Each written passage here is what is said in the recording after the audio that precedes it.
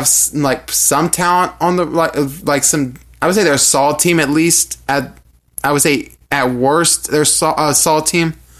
They're at home in this one. This one was a district rivalry at one point. I would say Wekiva wins this game. I would say probably maybe the 10 to 14 point range as well. I guess I got special picks with the 10 to 14 range today. Okay, and you said that game is being played at Wekiva, correct? Correct. So, Wekiva probably not, quite what they were last year, as we touched on that earlier. I'm gonna say Wekiva wins this one by 14. I think is fair. All right. Here's another one. Columbus at Osceola. We talked a little bit in the past about Osceola not like on paper at least not being as strong as in past years. We both got the opportunity, you in person and me from watching on my phone, a chance to see Columbus's game against Bellin last week. I was very impressed. Columbus looked like a complete team. And no disrespect intended to Osceola, but I do not feel like even them hosting this game that they are going to be able to win it.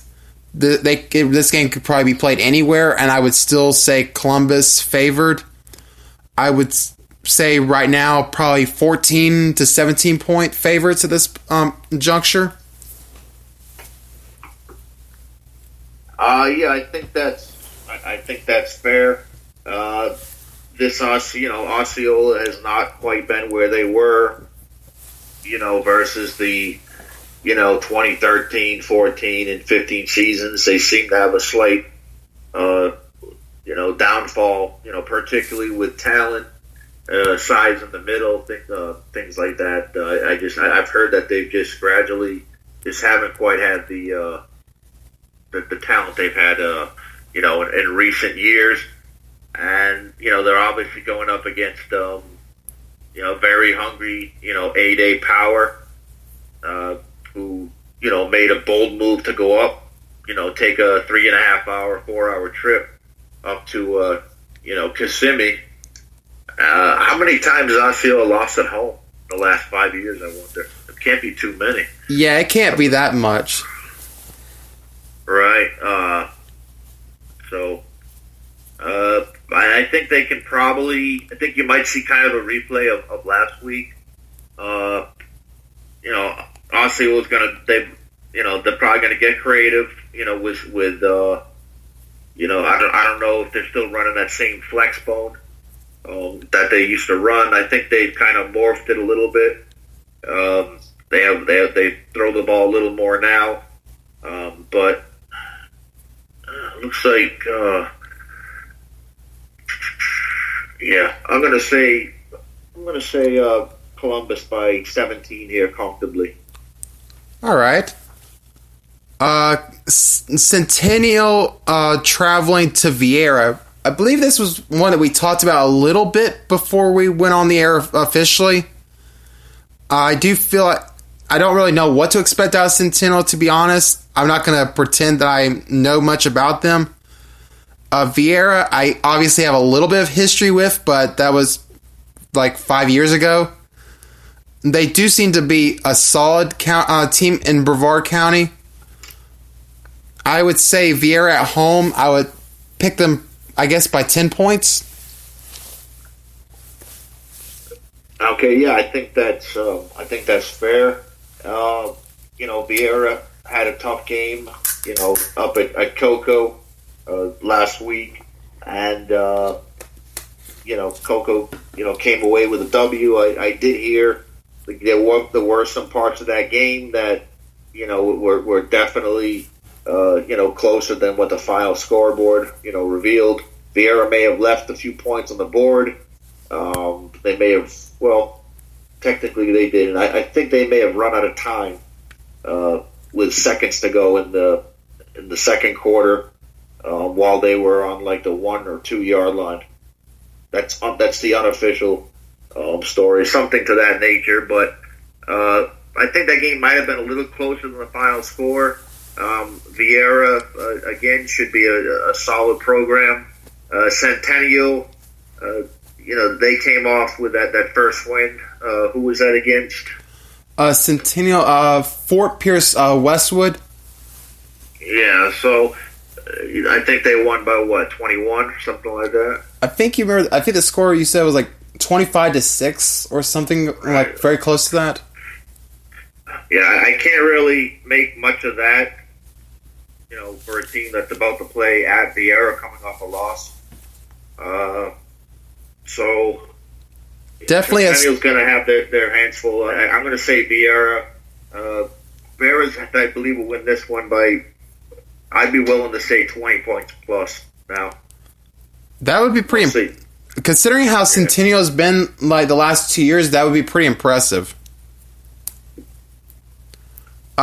Here's one that I think you mentioned that you are now considering wanting to checking out. Reigns traveling to Belgrade Pahokee.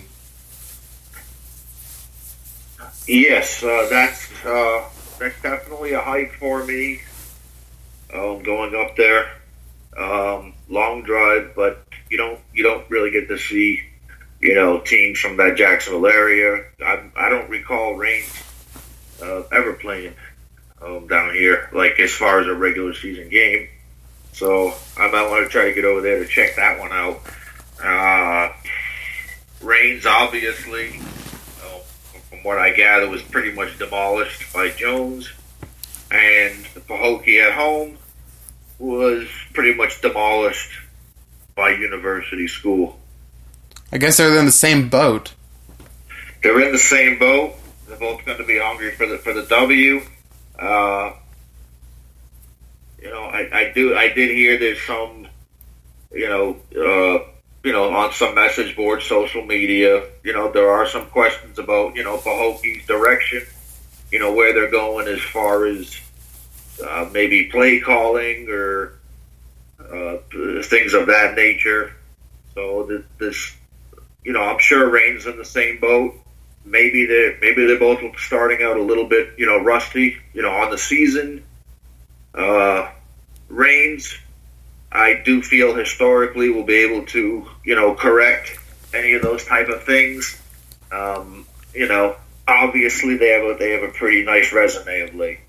Pahokee, on the other hand, I'm a little more concerned of as to, the talent they've had in recent years, and thinking down the line through the season, it's going to turn, and it never turns. So this is a huge, game for both teams. I do feel Pahokee can, match this team talent wise, execution wise. I'm not so sure. I don't know when the last time Reigns lost 2 games in the regular season was, but you probably have to go back a little bit. Yeah, I do think of the 2 teams, Reigns is going to probably be the team most likely to be the team that gets the bounce back win on this for this week. That drive down to Pahokee will definitely be a very interesting factor into this game. Though I do feel like overall, U School is definitely a good team. I was not surprised they managed to win. In fact, I believe I actually was leaning U School winning that game. Orlando Jones, as I think we spoke about briefly earlier, and you spoke before the show, that they are very talented and may potentially be the best team in Orlando this year. I guess I guess them and Edgewater are probably a toss-up for that spot. So that's fair. To me, along with Rockledge, Jones and Rockledge are the 2 most underrated teams in the state. That running back, by the way, his name is Tennyson, I think. Okay. Darius Tennyson, something I believe it is. But Jones and Rockledge are just sound. So I think the fashion in which Reigns, lost to Jones, is kind of a reflection of that. But I do think Reigns is more likely, to recover from that, thumping more so than Pahokee. As like I said, Reigns, they don't lose 2 games in a row in regular season. But you got to go back. So Pahokee, I believe Pahokee will come to the table. They will fight hard. They will keep it close. And I'm thinking Reigns in this one by probably 13 points. Yeah, that's fair. I'll go a little closer. I'm going to think, I guess, Reigns by 7 to 10 points. Mm-hmm. Next up, we got a trifecta of Florida versus out-of-state games, all involving teams up and from the Atlantic to Northeast Coast area. Deerfield Beach, who's also a team that probably would love to bounce back. The problem is they're going to be facing a potential top 10 nationally ranked team in St. John's up in the D.C. area. I do not like Deerfield Beach. They got some serious talent. They're about to go to 0-2 because I cannot honestly see them winning up there in St. John's. I'm thinking St. John's probably by 17 to 21 points. Yeah, I definitely, St. John's by, what kind of, whatever they want. I don't, Deerfield is, they're going to come, and they're going to, I hope Deerfield walks out of that game, safely, so that they can, their next game, they're what, at Zachary? Yeah, Battle of the Border. Travel? Yeah, Battle of the Border. Yeah, so. Yeah, it's a Battle of the Border game too. So it's a major event over in Louisiana.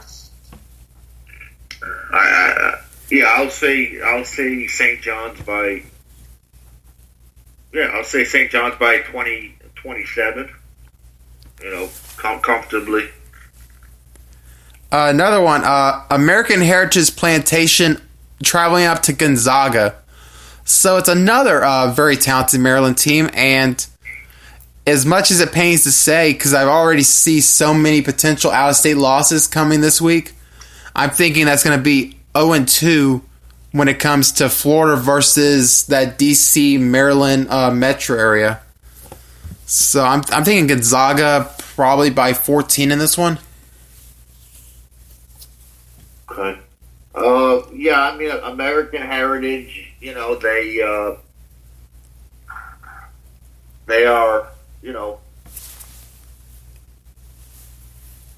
they're very well coached. They are down in talent. They don't quite have the usual studs. The multi 3 and 4 star players all over the roster. They still have a solid roster. They are a well coached team.